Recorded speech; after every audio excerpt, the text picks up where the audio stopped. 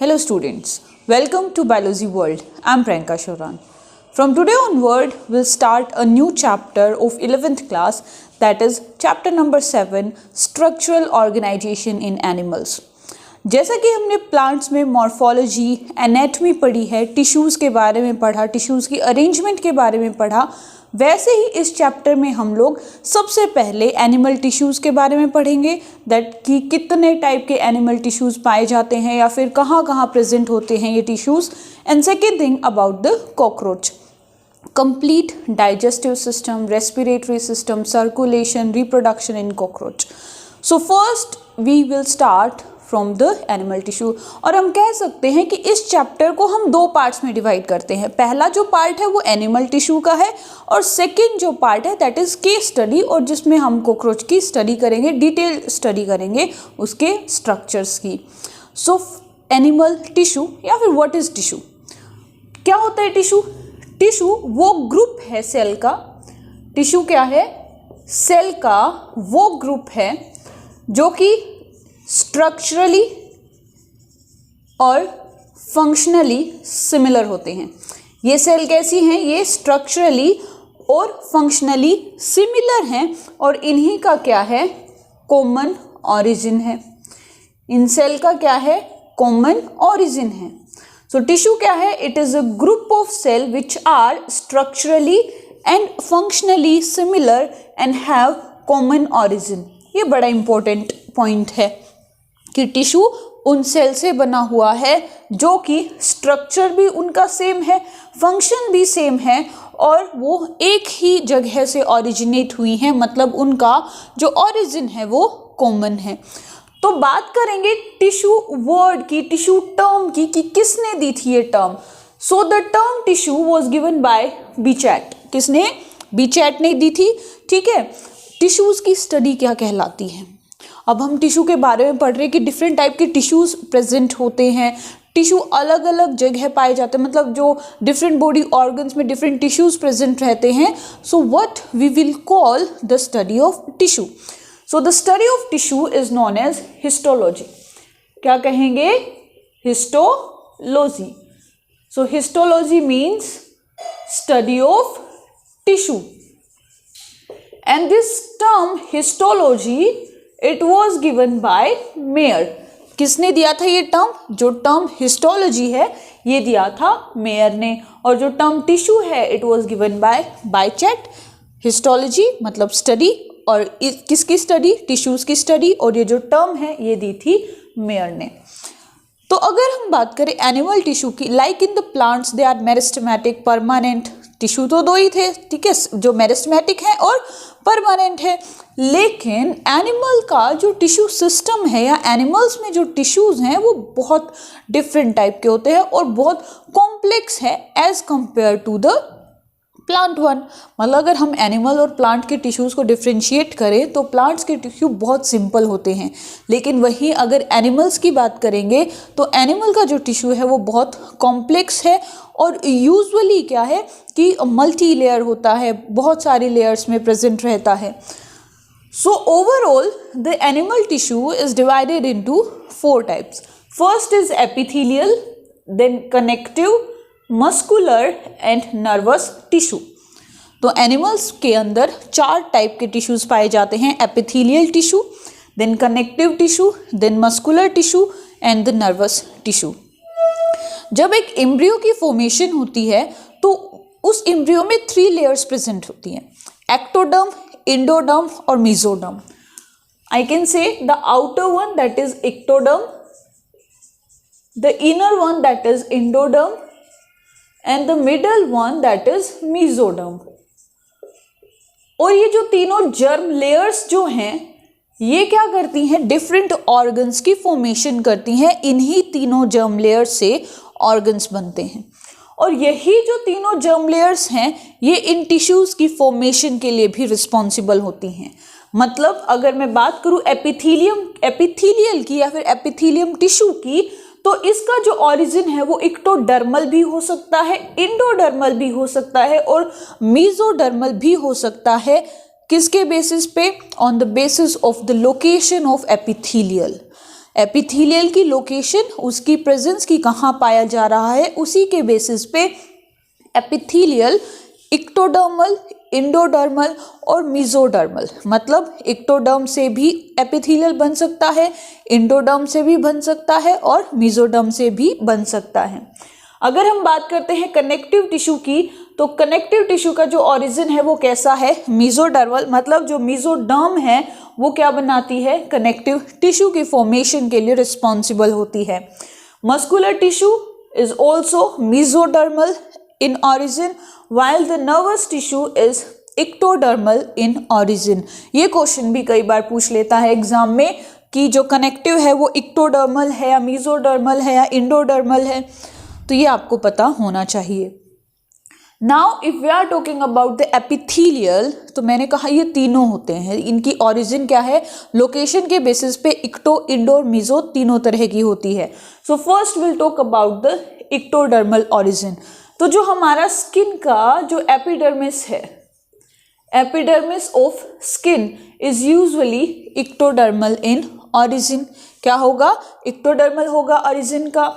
फिर हमारे स्टमक की, इंटेस्टाइन की जो इनर लाइनिंग है, इनर लाइनिंग मतलब वो लेयर जो अंदर की तरफ प्रेजेंट रहती है, वो इंडोडर्मल है and it is made up of the epithelium. Obviously the inner lining of stomach and intestine is made up of epithelium and that epithelium is endodermal in origin, while the protective membrane of heart and of lungs की बात करें तो it is pleural membrane। ठीक है, क्या है, pleural membrane है। और अगर वही हम हार्ट की बात करें तो it is pericardium, the outer one, otherwise तो 3 लेयर्स कह दे या 3 वॉल्स होती हैं। तो जो आउटर वन है दैट इज पेरिकार्डियम, और उसमें भी क्या है, पेराइटल पेरिकार्डियम और visceral pericardium. So the pleural membrane and the pericardium, these both are mesodermal in origin, और ये क्या है, एपिथेलियम टिश्यू ही है। कनेक्टिव टिश्यू में क्या आएगा, कनेक्टिव टिश्यू में बहुत कुछ आएगा, वेरियस टाइप के एग्जाम्पल्स आप पढ़ेंगे, like bones, cartilages, ligaments, tendons, areolar connective tissue. ठीक है, उसके बाद जो ब्लड है, लिम्फ है, ये क्या है, अलग अलग टाइप के कनेक्टिव टिश्यू हैं। मस्कुलर में 3 टाइप ऑफ मस्कुलर टिश्यूज होते हैं, striated, unstriated, cardiac, and the last that is nervous tissue, जिसको आजकल न्यूरॉन, जिसमें न्यूरॉन आता है, ठीक है, और इसे न्यूरल सिस्टम भी कहते हैं। नर्वस सिस्टम को हम अब न्यूरल सिस्टम के नाम से जानते हैं। तो सबसे पहले हम डिस्कस करेंगे जो एनिमल्स का प्रिमिटिव टिश्यू है, जो सबसे पुराना टिश्यू है, that is epithelium. Epithelium is the most primitive tissue of animals and the term epithelium was given by Ruysch. किसने दी थी, ये जो टर्म है एपिथेलियल, ये दी थी रूयुश ने।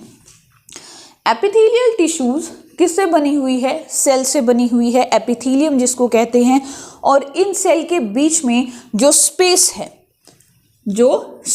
है वो प्रेजेंट हो भी सकता है और नहीं भी हो सकता, मतलब यूजुअली क्या है, ये कॉम्पैक्टली अरेंज रहती हैं।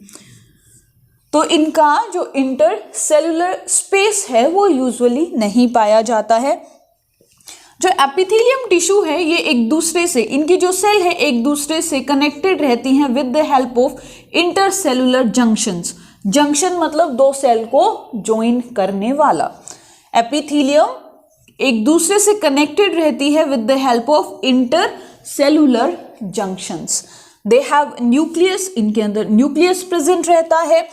और जो एपिथेलियम है ये एक नॉन सेलुलर क्यों बोल रहे हैं, क्योंकि ये सेल से बना हुआ नहीं है। नॉन लिविंग, नॉन सेलुलर एक सब्सटेंस है, उसके ऊपर ये लाई डाउन करती है and that is known as basement membrane. तो बेसमेंट मेम्ब्रेन यूजुअली क्या है, इट इज नॉन सेलुलर, किसी भी सेल से बना हुआ नहीं है, और बेसमेंट मेम्ब्रेन के ऊपर जो एपिथेलियम है वो लाई डाउन करती है। तो जो बेसमेंट मेम्ब्रेन है ये किस चीज से बना हुआ है, बेसमेंट मेम्ब्रेन फर्दर 2 लेयर्स में डिफरेंशिएट करता है, या फिर कह सकते हैं कि जो बेसमेंट मेम्ब्रेन है वो 2 लेयर्स से बना हुआ है. One is the basal lamina and second is the reticular lamina. Basal lamina and reticular lamina. तो ये जो बेसल लमाइना है it is made up of mucopolysaccharide and glycoprotein. और ये जो म्यूकोपॉलीसेकेराइड और ग्लाइकोप्रोटीन है ये कौन इनको सिक्रीट करता है? These are secreted by the epithelial cell. कौन सिक्रीट करेगा? एपिथेलियल सेल सिक्रीट करती है. While this reticular lamina is made up of reticulin or the collagen fibers and these are secreted by the other connective tissues.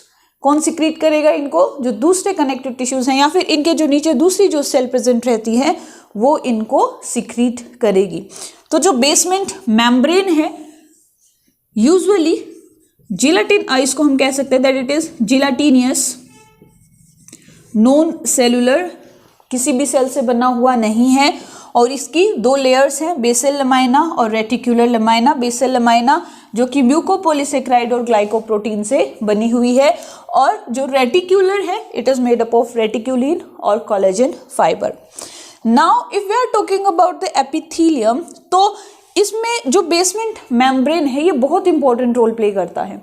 क्या? सबसे पहले तो ये क्या करता है? सपोर्ट प्रोवाइड करता है, एपिथेलियम को सपोर्ट प्रोवाइड करेगा. दूसरा, जो दूसरी एपिथेलियम है उनसे डिफरेंशिएट करेगा. And the most important point that is passive transport, कि जो और कनेक्टिव टिश्यू प्रेजेंट हैं उनमें से कोई भी मेटाबॉलिक वेस्ट है या फिर न्यूट्रिएंट्स हैं या कुछ अदर ऐसे सब्सटेंस हैं उनका डिफ्यूजन करवाने में हेल्प करेगा.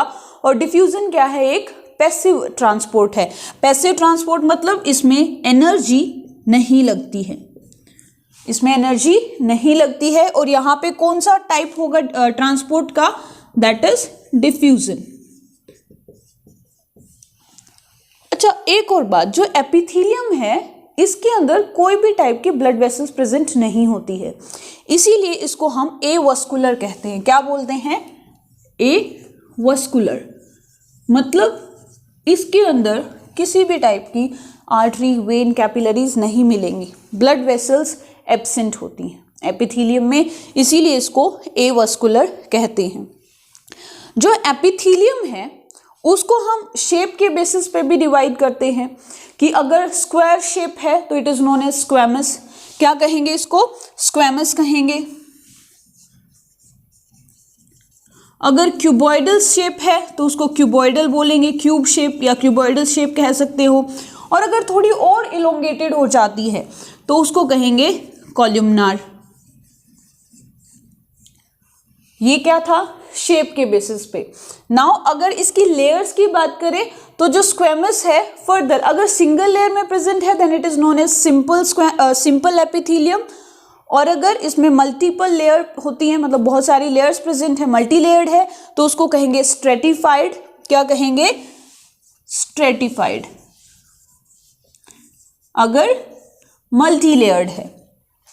लेकिन कई बार क्या रहता है कि इन सेल की अरेंजमेंट कुछ इस तरह से होती है, स्पेशली न्यूक्लियस की, कि हमें नजर आता है कि जो एपिथेलियम है वो मल्टी लेयर्ड है बट होता क्या है? सिंगल लेयर्ड है. तो ये क्या कहलाता है? Pseudo stratified. क्या कहलाता है? Pseudo stratified. मतलब फॉल्स लेयरिंग नजर आती है. तो जो नेक्स्ट वीडियो होगी हमारी उसमें हम स्टार्ट करेंगे किससे? Simple squamous epithelium. मतलब लेयर नहीं है, सिंगल लेयर है, यूनिलेयर्ड है और शेप कैसी है? स्क्वायर शेप है. जो कि एक जो पाथवेज जो होते हैं उनमें जो पेवमेंट जो नजर आती है, पेवमेंट जो बना के रखते हैं, तो उसी पेवमेंट जैसा सिंपल स्क्वैमस एपिथेलियम नजर आता है और इसीलिए इसका दूसरा नाम भी है दैट इज पेवमेंट एपिथेलियम. तो आज के लिए सिर्फ इतना ही. नेक्स्ट वीडियो में स्टार्ट करते हैं टाइप्स ऑफ एपिथेलियम और सबसे पहले simple squamous epithelium, location and function. So that's it for today. If you like my video then please share and subscribe my channel. Thank you.